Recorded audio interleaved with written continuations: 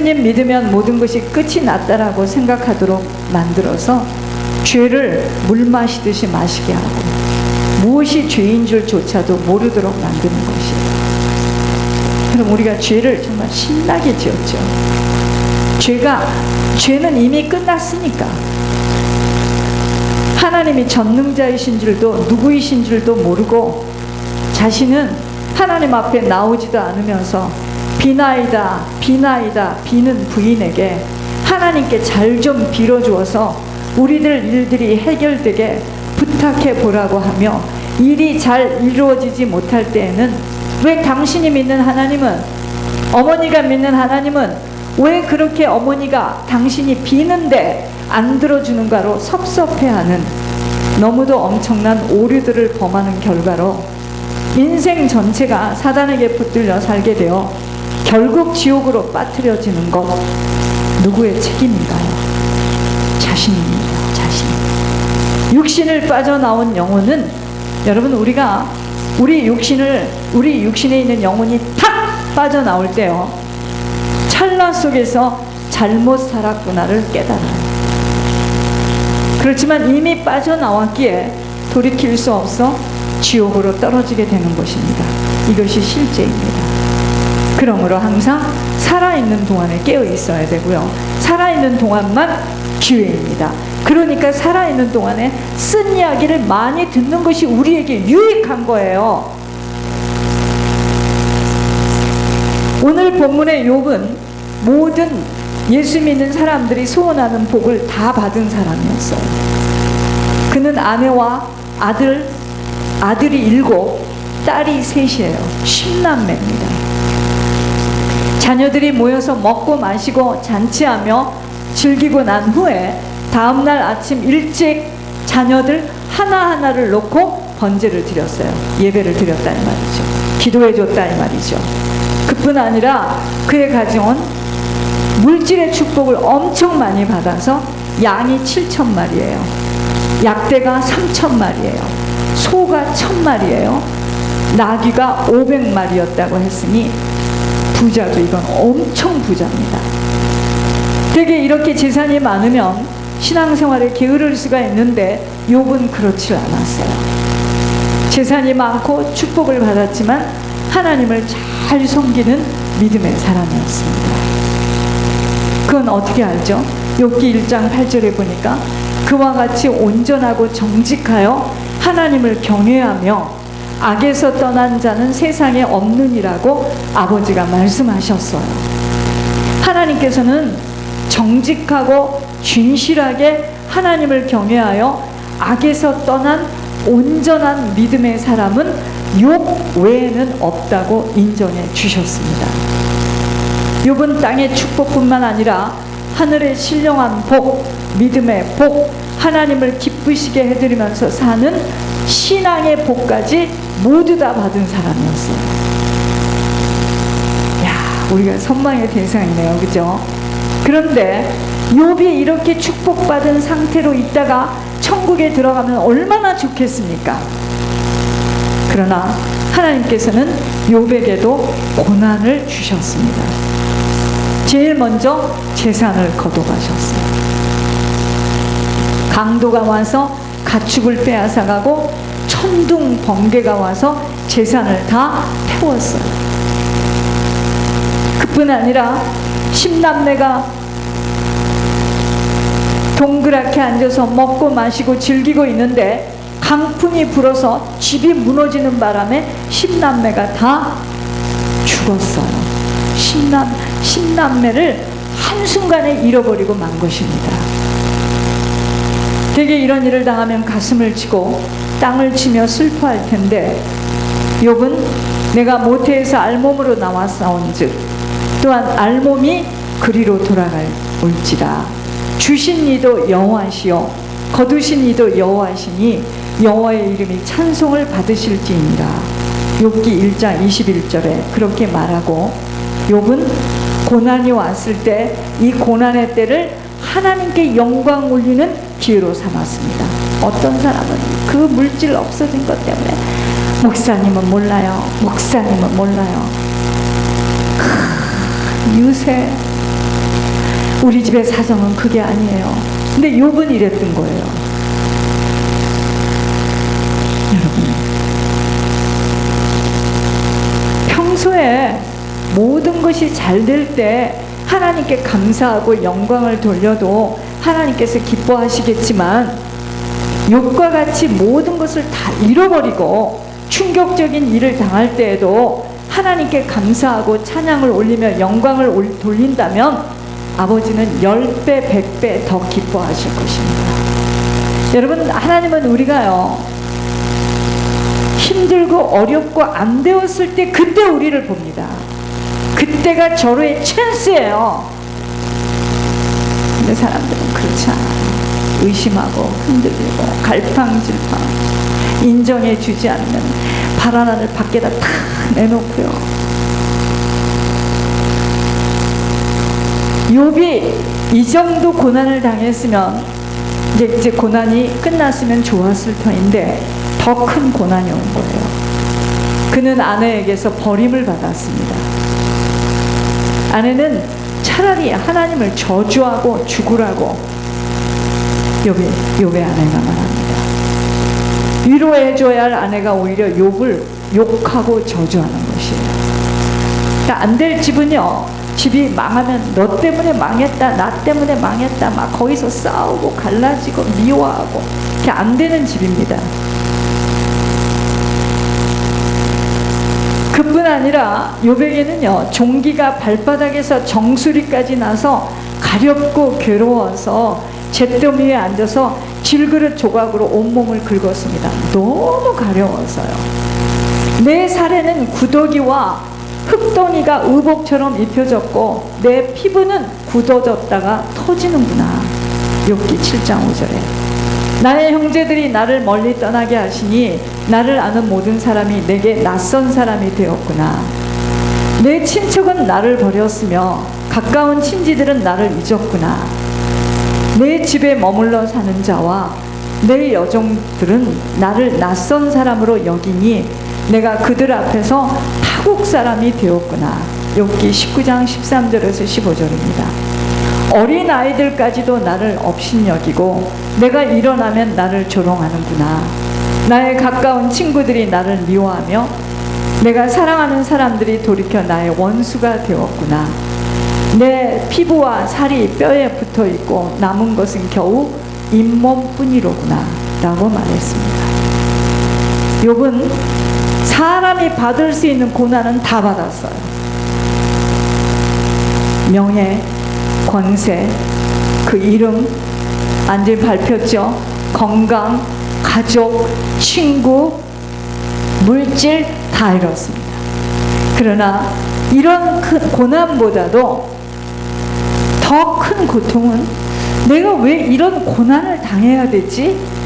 이 사실을 모르는 고통이에요. 왜 내가 이런 고난을 당해야 되나? 지금 이유를 모르는 이 고통이 더 큰 고난이었습니다. 이 고난의 원인을 알기 위해서 하나님 앞에 부르짖었지만 하나님께서는 대답해 주시지 않으셨습니다. 주는 나를 부르소서 내가 대답하리이다. 혹 내가 말씀하게 하옵시고 주는 내게 대답하소서. 나의 죄악이 얼마나 많으니까 나의 허물과 죄를 알게 하옵소서 라고 기도하지만 욥기 13장 22절 23절에 그렇게 기도하지만 하나님께서는 아무 말씀도 하지 않으시는 거예요. 얼마나 괴로웠겠습니까? 여러분, 베드로전서 2장 19절에서 21절을 보면 부당하게 고난을 받아도 하나님을 생각함으로 슬픔을 참으면 이는 아름다우나 죄가 있어 매를 맞고 참으면 무슨 칭찬이 있으리요. 그러나 선을 행함으로 고난을 받고 참으면 이는 하나님 앞에 아름다우느니라. 이를 위하여 너희가 부르심을 받았으니 그리스도도 너희를 위하여 고난을 받으사 너희에게 본을 끼쳐 그 자취를 따라오게 하려 했느니라.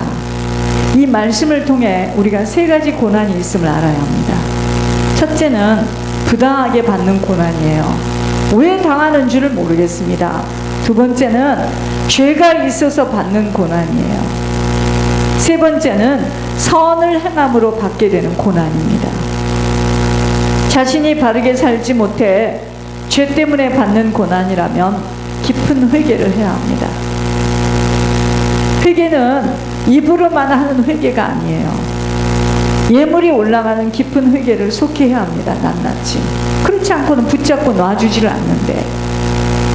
그리고 선을 행함으로 받는 고난은 전도하다가 가게 하나 뺏기고, 하나님 앞에 예물 올리다가 가게 하나 놓치고, 하나님 나라 확장 때문에 집안에서 쫓겨나가고 이혼을 당하는 거. 이렇게 선을 행함으로 고난을 받으면 하나님 앞에 갔을 때 상급과 면류관을 받아요. 전도하다가 얻어 터지고, 전도하다가 감옥에 가고, 지금 손양원 목사님, 주기철 목사님들이 다 그런 거 아니겠습니까? 아무나 면류관 받는 게 아니에요. 누가 이혼을 하자고 했나요? 그 길을 가니까 싫다 하고 버리고 이혼장을 가지고 왔는데 이렇게 버림을 당한 겁니다. 어떻게 하든지 하나님 앞에 예물을 올리기 위해, 온전한 11조를 드리기 위해서 가게 하나를 날린 거예요. 똑같을까요? 천국 가면? 전 그렇게 생각하지 않습니다. 목회를 했다고 처소가 클까요? 그렇게 생각하지 않아요. 목회의 내용이 어떤 내용이었느냐가 중요하고, 지금의 선을 행하는 고난은 무엇인가요? 형편도 되지 않은 상황 속에서 회개의 예물을 알고 나니 죽을 힘을 다하여 예물로 흉악의 결박 멍에줄을 끊어내겠다고 온 힘을 다해서 세상과 맞지 않는 길을 걷는 것입니다. 누가 그렇게 하고 싶으세요? 누가 그렇게 살고 싶습니까? 조금만 움직이면 집에 가서 살고 싶고, 넓은 데 가서 살고 싶은데, 누가 그렇게, 이건 끝이 없는 시간이에요. 언제까지라고, 이건 결정도 나지 않는 시간에 어떤 사람은 그 길을 가잖아요.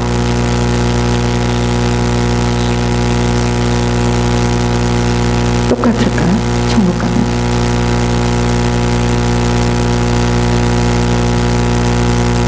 절대로 똑같지 않습니다. 예수님이 받으신 십자가의 고난이 이런 것입니다. 예수님은 고난받을 필요가 없는데도 우리를 구원하기 위해서 이 땅에 오셔서 십자가에 못 박혀 죽으심으로 우리의 모든 죄를 대속하고 우리에게 길을 열어주셨어요. 여러분, 조금만 더우면 에어컨 켜고 싶고, 좁은 데 살다가 조금 방 몇 칸에 가 있으면 얼마나 좀 좋잖아요. 사실이잖아요. 그때부터 정신이 나는 것 같고, 회개를 해야 되겠다고 생각하는 것 같고, 환경이 좋아졌습니다. 아니라고 부인하지 마세요. 하나님 아버지 뜻을 이루기 위해서 하나님의 백성을 하나도 잃지 않고 모두 구원하기 위해서 예수님은 고난을 받으신 것입니다. 주님은 우리가 하나님의 자녀라면 잘 들으셔야 돼요. 이 고난에 동참하기를 원하시는 것이에요.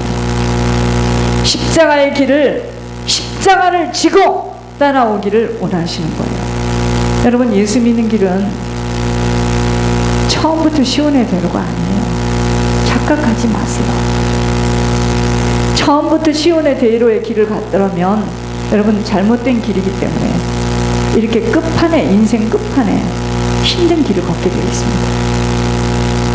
예수 믿는 길은요, 좁고 협착한 길이에요. 정말 예수님 똑바로 믿으면 다 뺏겨요.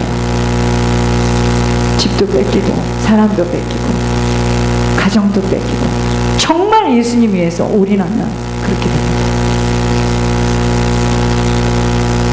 우리는 이런 고난을 아주 기쁨으로 달게 받고 따라가야 합니다. 그런데 문제는 애매한 고난이에요. 바로 오늘 욥이 받은 고난입니다. 도무지 이유를 알 수가 없고 애매한 억울한 고난입니다. 욥에게는 큰 시험이 되는 고난을 이길 수 있는 믿음이 있었어요. 믿음. 본문의 말씀이 그의 믿음을 보여주고 있는 것입니다. 그러나 내가 가는 길을 그가 아시나니 그가 나를 단련하신 후에는 내가 순금같이 되어 나오리라. 하나님께서 우리의 믿음을 크게 하시려고 우리를 애매하게 고난받게 하는 그 믿음의 과정이 우리 인생 전체예요. 누구누구 할 것 없이.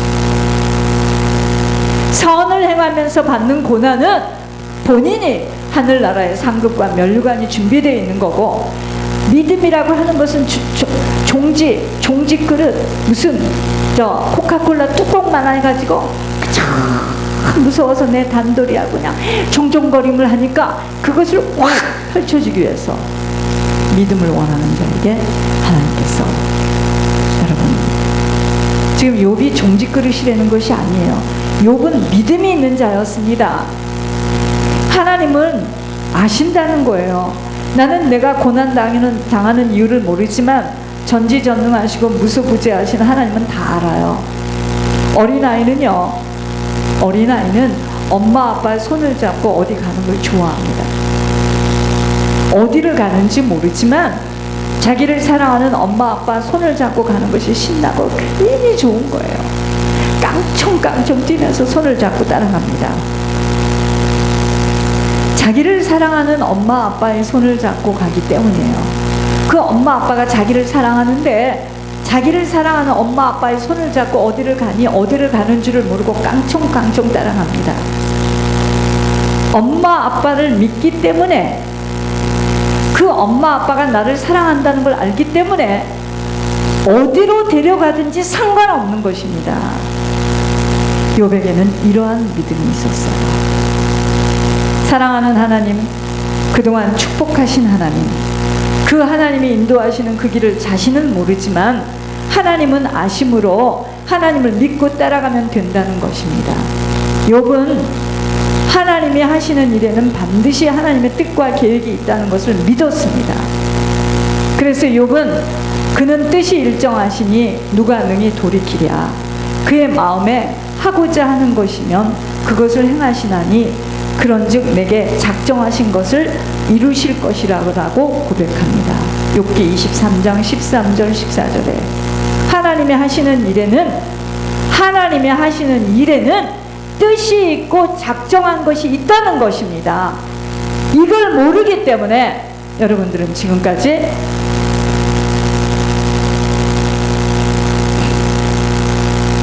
목회자 하는 걸 육으로 받았기 때문에 여러분들 인생에 아무것도, 왜 똑같은 자리에 앉았는데 하나님이 함께 하시고 하나님 일하시는 자가 있고, 왜 그러죠? 목회자를 통해서 하나님이 하시는 일이 있다는, 저게 지금 하나님이 말씀하시는구나, 하나님이 저렇게 노하고 계시는구나, 하나님이 다 들춰내시는구나, 이렇게 보지를 않고 참 성격 참 지랄답다, 판단하고 정죄하고 두 마음을 가졌기 때문에 아무것도 되는 일이 없는 겁니다. 그러니까 하나님은 작정하신 대로 이루신다는 믿음이 있다는 거예요. 우리를 어느 곳으로 데리고 가더라도 그것은 하나님이 하시는 일이지. 욥에게는 긍정적인 믿음이 있었습니다. 본문의 말씀처럼 지금 당하는 고난은 하나님이 나를 단련하시는 것인데, 단련한 후에는 내가 순금같이 되어서 나오리라는 아주 긍정적인 믿음이 있었던 것입니다.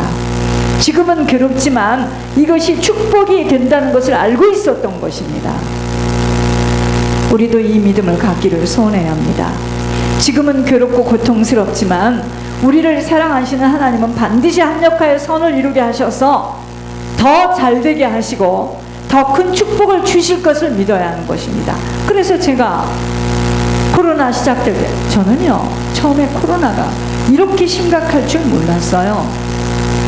무슨 한국에서 마스크가 어떻고 목사님이 저에게 마스크 좀 보내주세요.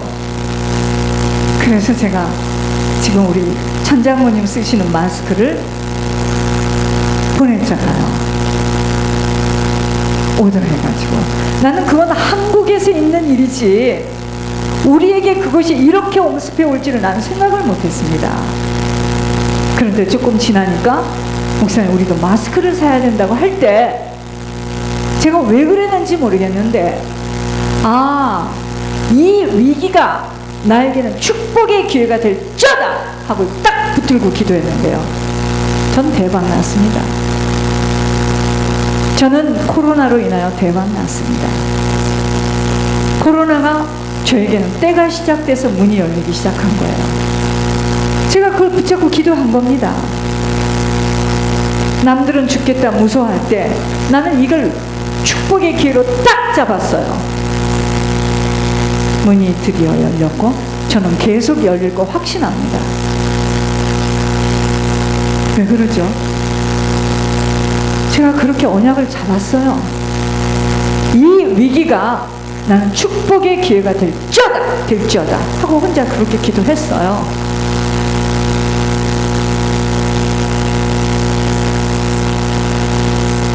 지금은 괴롭지만 잘 견뎌보세요. 욥은 믿음대로 된 것입니다. 내가 주께 대하여 귀로 듣기만 하였사오나 이제는 눈으로 주를 배움나이다. 그러므로 내가 스스로 거두어드리고 제 가운데에서 회개하나이다라고 말한 것입니다. 신앙의 수준이 달라졌어요. 욥이 고난을 당한 후에. 예전에는 설교 말씀을 듣고 따라가는 순항이었다면 이제는 욥은 직접 주님을 눈으로 배웠다고 했습니다. 그게 무슨 말이죠? 주님을 체험한 거예요. 여러분, 이 안에도, 우리 교회 안에도 주님을 귀로 듣는 사람이 있고 주님을 머리로 아는 사람이 있고 주님을 가슴으로 아는 사람이 있고 주님을 전 몸으로 던져서 자기 인생을 바치는 사람이 다 틀려요. 전부 틀립니다. 저부터 시작해서 그냥 머리로 들어요. 그렇구나. 주일이면 한 대 빵 얻어맞고 다시 돌아가서 현실로 돌아가는 자가 있고 늘 그래야지 하지만 벗겨지지 못하는 그 영적 문제, 인정하지 못하는 자기 안에 그 고집과 자아로 인하여서 깨어지지 못하는 천태만상입니다. 저희들 안에도.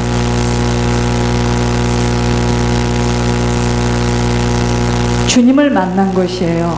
욥이 고난을 통해서 엄청